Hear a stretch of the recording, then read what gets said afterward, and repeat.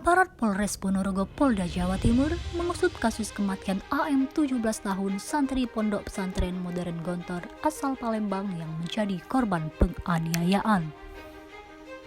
Kasat Reskrim Polres Ponorogo Jatim, AKP Nikolas Bagas Yudi Kurnia terjun langsung menyaksikan proses otopsi yang berlangsung tertutup di TPU Sungai Selayur Palembang kemarin pukul 9 pagi.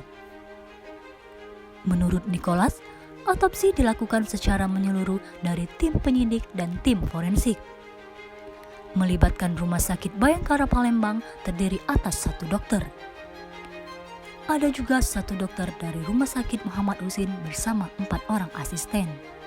Untuk hasil otopsi, pihaknya akan berkoordinasi dengan forensik yakni dari ahli.